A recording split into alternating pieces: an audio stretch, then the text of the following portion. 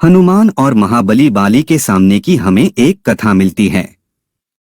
बाली को इस बात का घमंड था कि उसे विश्व में कोई हरा नहीं सकता या कोई भी उसका सामना नहीं कर सकता।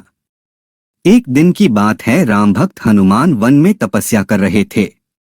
उस दौरान अपनी ताकत के नशे में चोर बाली लोगों को धमकाता हुआ वन में पहुंचा और चिल्लाने लगा कि कौन है जो मुझे हरा सकता है, किसी ने मां का दूध पिया है जो मुझसे मुकाबला करे।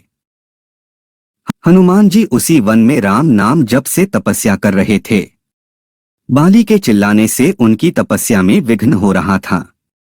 उन्होंने बाली से कहा, वानर राज आप अति बलशाली हैं, आपको कोई नहीं हरा सकता, लेकिन आप इस तरह चिल्ला क्यों रहे हैं?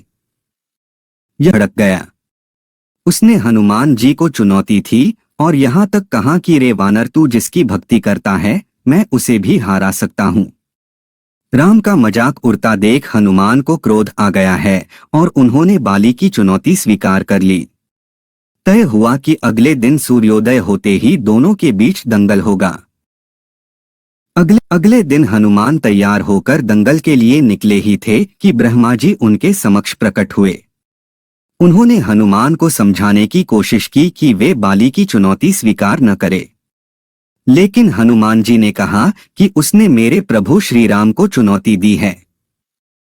ऐसे में अब यदि मैं उसकी चुनौती को अस्वीकार कर दूंगा तो दुनिया क्या समझेगी, इसलिए उसे तो सबक सिखाना ही होगा।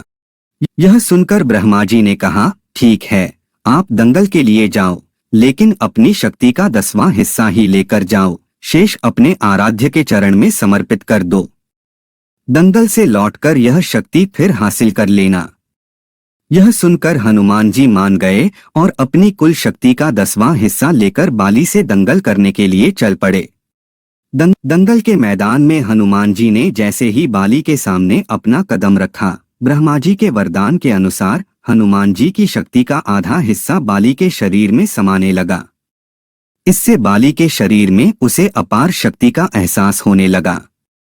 उसे लगा जैसे ताकत का कोई समंदर शरीर में हिलोरे ले रहा हो। चंद पलों के बाद बाली को लगने लगा मानो उसके शरीर की नसें फटने वाली है और रक्त बाहर निकलने ही वाला है। तभी अचानक ही वहां ब्रह्मा जी प्रकट हुए और उन्होंने बाली से कहा कि खुद को जिंदा रखना चाहते हो तो तुरंत ही हनुमान से कोसों दूर भाग जाओ, अन्यथा तुम्हारा शरीर फट जाएगा। बाली को कुछ समझ में नहीं आया, लेकिन वह ब्रह्मा जी को यूं प्रकट देखकर समझ गया कि कुछ गड़बड़ है और वह वहां से तुरंत ही भाग खड़ा हुआ। बहुत के बाद उसे राहत मिली, शरीर में हल्कापन लगने लगा। तब उसने देखा कि ब्रह्मा जी उसके समक्ष खड़े हैं।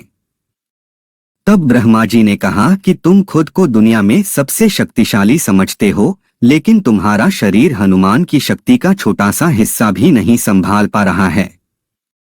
तुम्हें मैं बताना चाहता हूं कि हनुमान अपनी शक्ति का 10वां भाग ही लेकर तुमसे लड़ने आए थे। सोचो यदि संपूर्ण भाग लेकर आते तो क्या होता। बाली यह जानकर समझ गया कि मैंने बहुत बड़ी भूल की थी। बाद में बाली ने हनुमान जी को दंडवत प्रणाम किया और बोला, अथाह बल होते हुए भी हनुमान जी शांत रहते हैं और राम भजन गाते रहते हैं, और एक मैं हूँ जो उनके एक बाल के बराबर भी नहीं हूँ और उनको